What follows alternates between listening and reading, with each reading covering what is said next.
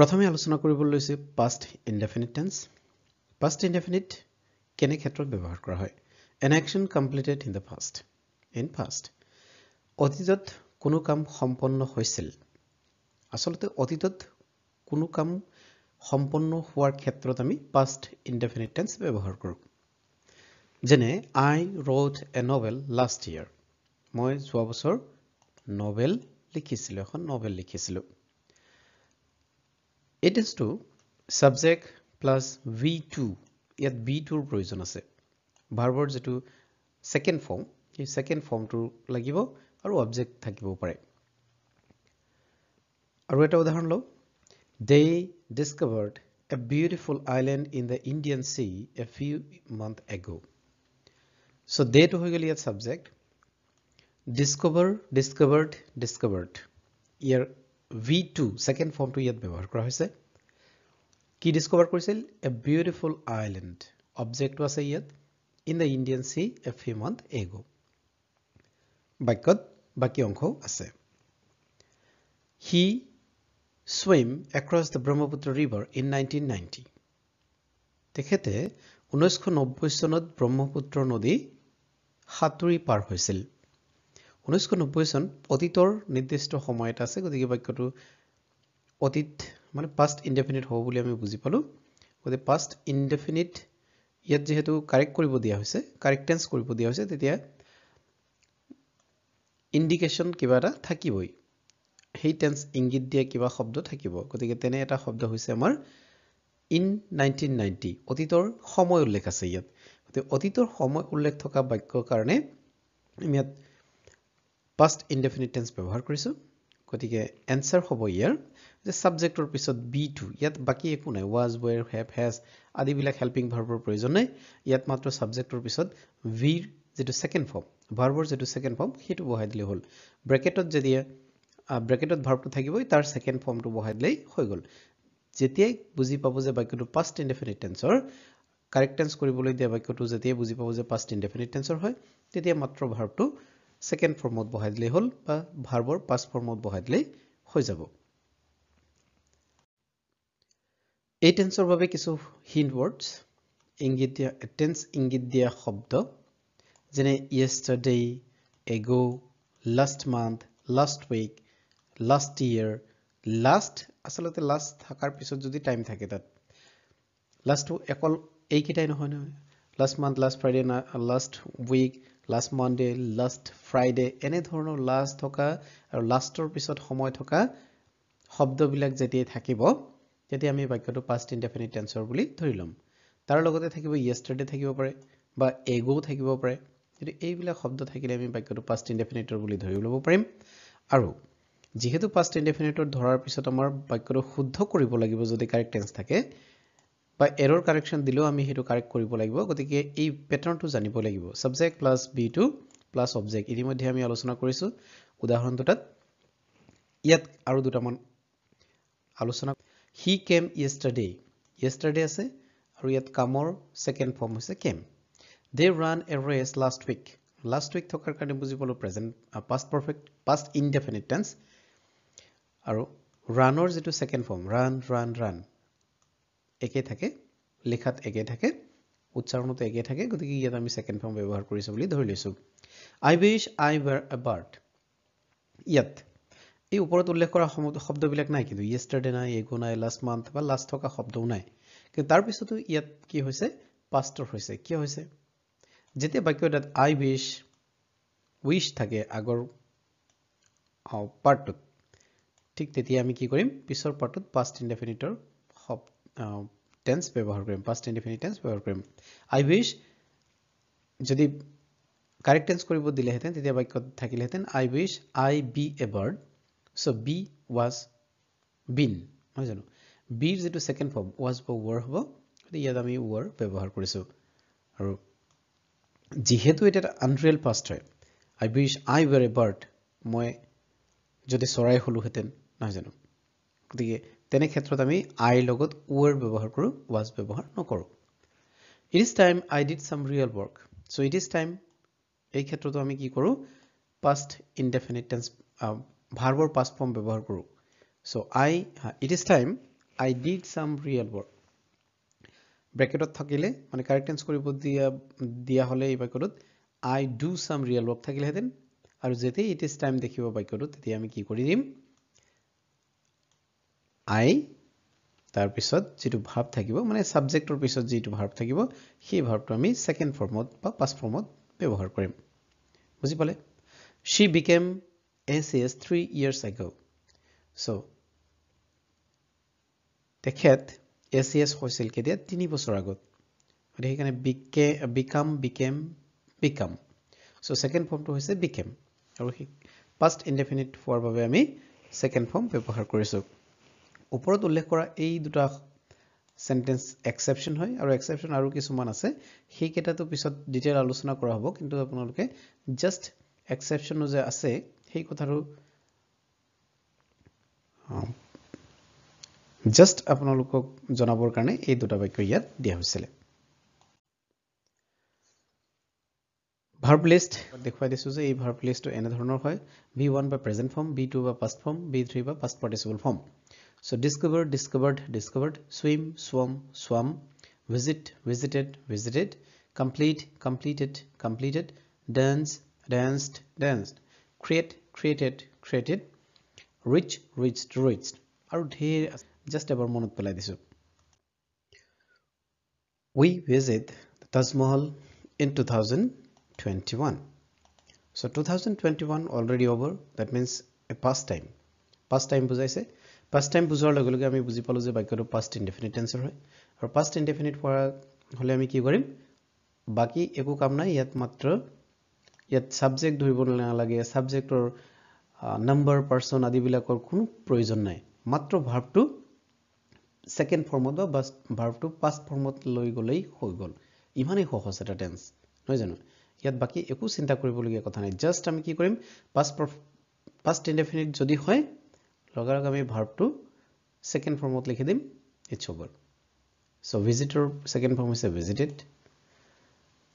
his letter reached me yesterday so yesterday মানে past indefinite tense আৰু past indefinite হোৱাৰ লগে লগে reachৰ যেটো past form হিটো লিখি দিম reached হৈ গল হল I read the letter last night মানে past indefinite মানে reader past form টো লিখিব লাগিব reader past form লিখাত একে উচ্চাৰণত read yet I read the letter last night number 4 we complete 15 match a month ago so a month ago past indefinite tense complete or past form হৈছে completed practice দুটামান চালো he dash preparation for ADRE last month so last month যোৱা মাহত তে ADRE বাবে preparation complete কৰিছিল নাই জানো ইয়াত complete শব্দটো আছে so last month মানে past indefinite থকাৰ লগে লগে আমি যাম complete verb টো কত অকল past formত আছে ইয়াত কোনো ধৰণৰ হেল্পিং ভাৰ্বৰ প্ৰয়োজন নাই গতিকে এলিমিনেট যদি আমি কৰো তিনটা এলিমিনেট হৈ যাব কাৰণ বাকি গুটেই গিটাত A B D আদি বিলাকত কি আছে হেল্পিং ভাৰ্ব আছে গতিকে আমাৰ হেল্পিং ভাৰ্ব নথকাটো লাগে হেল্পিং ভাৰ্ব নথকা হৈছে completed আৰু C is the correct answer here number 2 she dash breakfast at 8 am in the morning so ৰাতিপুৱা 8 বজাত ব্ৰেকফাষ্ট কৰিছিল এটা কৰিছিল কেনেকৈ বুজি পাব ৰাতিপুৱা 8 বজাত মানে ৰাতিপুৱা 8 বজা মানে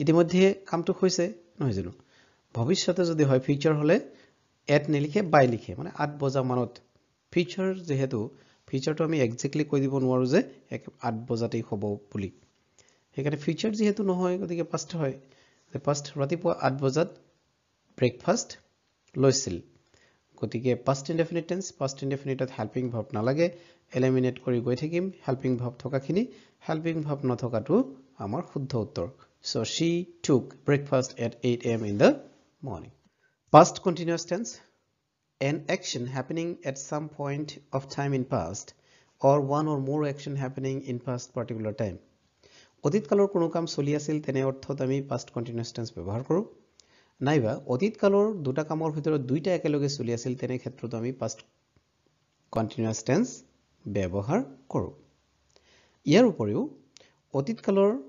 দুটা কামৰ ভিতৰত যেটো longer period of longer duration চলি থাকিল মানে অতীত কালৰ দুটা কাম একেলগে হওঁতে একেলগে যে দুটা হ'ব সেই দুটাটো সমান সমান হ'ব সেই দুটা ক্ষেত্ৰত দুইটাতে পাষ্ট কন্টিনিউয়াস টেন্স ব্যৱহাৰ কৰিম কিন্তু কেতিয়াবা এনে ক্ষেত্ৰ দেখা যায় যে এটা কাম চলি থাকোতে আন এটা কাম হৈছিল সাপোজ মই পঢ়ি থাকোতে ফোন কল এটা আহিছিল সো ইয়াত পঢ়ি থকা কামটো লংগাৰ ডিউৰেশ্যন হয় বহুত বেছি সময় চলি থকা হয় আৰু ফোন এটা আহিছিল ফোনটো খুব শৰ্টাৰ পিৰিয়ডৰ কাৰণে হয়তো 1 মিনিট বা 2 মিনিটৰ কাৰণে ফোন আহিছিল নহয় জানো তো এই যে পঢ়ি আছিল পঢ়ি থকাটো আধা ঘন্টা 1 ঘন্টা 5 ঘন্টাও হ'ব পাৰে ই পঢ়ি থকা লংগাৰ ডিউৰেশ্যন কাম এটা ডিস্টাৰ্ব কৰি দিছিলে ফোন এটা আহি গতিকে এই লংগাৰ ডিউৰেশ্যন যেটো চলি আছিল হেতু তোমাৰ পাষ্ট কন্টিনিউয়াস হ'ব আৰু যেটো শৰ্টাৰ ডিউৰেশ্যন যে ফোন এটা আহিছিল হেতু পাষ্ট ইনডেফিনিট টেন্সত আমি ব্যৱহাৰ কৰিম নিশ্চয় বুজি পালে উদাহৰণ লও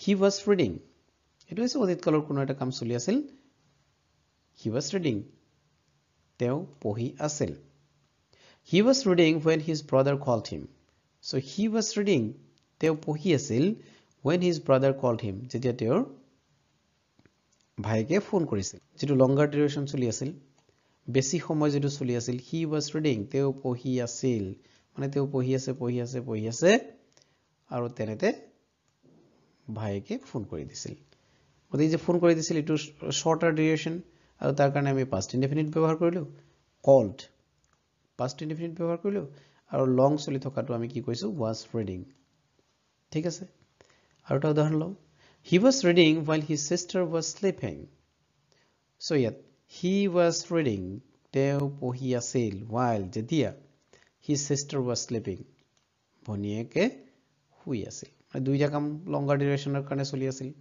পঢ়ি থকাটো বহু সময় ধৰি চলি আছিল শুই থকাটো বহু সময় ধৰি চলি আছিল গতিকে লংগাৰ ডিউৰেশ্যন যেতিয়া দুইটা অতীত কালত চলি আছিল তেনে ক্ষেত্ৰত দুইটাৰ ক্ষেত্ৰতে পাষ্ট কন্টিনিউয়াস টেন্স ব্যৱহাৰ কৰা হয় এই টেন্স ফৰ্মেশন হৈছে সাবজেক্ট প্লাস was বা were প্লাস ভাৰ্বত আইএনজি অবজেক্ট থাকিব পাৰে সো কন্টিনিউয়াস মানে আমি জানো যে ভাৰ্বত আইএনজি লাগিবই হেতু থাকিবই আৰু was were থকাৰ লগত যদি ভাৰ্বত আইএনজি থাকে তেতিয়াহলে তাক পাষ্ট কন্টিনিউয়াস বুলি কোৱা হয় হিন্ট ওয়াৰ্ডস কেৰাম আছে হেগিৰা আমি চাইলো while when আৰু as ইয়াৰ ভিতৰত while থাকিলে আমাৰ পাষ্ট কন্টিনিউয়াস টেন্স ব্যৱহাৰ হ'বই লাগিব when to কেতিয়াবা বেলেগ টেন্সৰ ক্ষেত্ৰতো ব্যৱহাৰ হয় যদিও পাষ্ট কন্টিনিউয়াস টেন্সতো ব্যৱহাৰ হয় as to পাষ্ট কন্টিনিউয়াস টেন্সতো ব্যৱহাৰ হয় উদাহৰণ লও she talked to her husband when the baby began to cry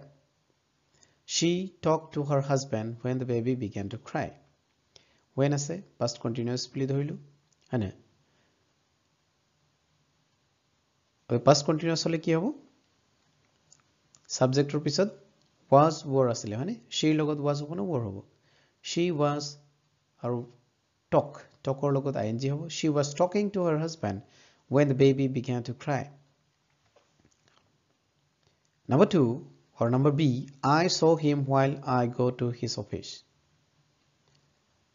while থাকিলে past continuous tense হবই while থাকিলে past continuous tense হবই I saw him while I হলে কি হ'ব past continuous was I was got ing মানে I was going to his office number C as he crossed the road a car knocked him down as he crossed the road a car knocked him down as আছে past continuous so he থাকিলে past continuous was হ'ব crossত ing লাগিব হয়নে as he was crossing the road a car knocked him down practice দুটামান he dashed for ADRE when I called him তেওঁ ADR বা preparation চলাই আছিল যেতিয়া মই তেওঁক কল কৰিছিলো সো এই যে কল কৰি যে ডিস্টাৰ্ব কৰিছিলো হেতু শৰ্টাৰ পিৰিয়ড কাৰণে past indefinite আৰু তেওঁ যেহেতু প্ৰিপাৰেচন চলাই আছিল কি হ'ব when to আছে গতে past continuousৰ ক্ষেত্ৰত আমি এলিমিনেশন টেকনিক ব্যৱহাৰ কৰিব পাৰো past continuousত কি continuous ing থকা দুটা আছে বাকিখিনি প্ৰথম এলিমিনেট কৰিলো তাৰ পিছত past continuousৰ ক্ষেত্ৰত was to শুদ্ধ হয় আৰু was preparing to শুদ্ধ হ'ব has been preparing to ইয়াত অশুদ্ধ number 2 she dash while I was waiting for her. While I was waiting for her, মই যেতিয়া তাইৰ বাবে অপেক্ষা কৰি আছিলো, অপেক্ষা কৰাৰ ডিউৰেশ্যনটো লংগাৰ হ'ব পাৰে। waiting এঘণ্টা আধা ঘণ্টা তেনেকুৱা waiting গৈ থাকিব পাৰে। when কিমান সময় কৰিব লগা হ'ব পাৰে ঠিক নাই, নহয় জানো? সেইকাৰণে লংগাৰ ডিউৰেশ্যন। আনহাতে ইফালে কি কৰি আছিল? she eating খাই আছিল, নহয় জানো? so she has been eating হ'ব নে was eating নে had eaten নে ate হ'ব। while থকাৰ লগে লগে past continuous বুজি পালো। ing থকা কেইটাৰ বাহিৰে বাকিখিনি এলিমিনেট কৰিলো। ing দুটা আছে a আৰু b, so a আছে has been to past continuous নাই, was to past continuous কাৰণে perfectly match কৰিছে আৰু শুদ্ধ উত্তৰ হ'ব b, she was eating while I was waiting for her।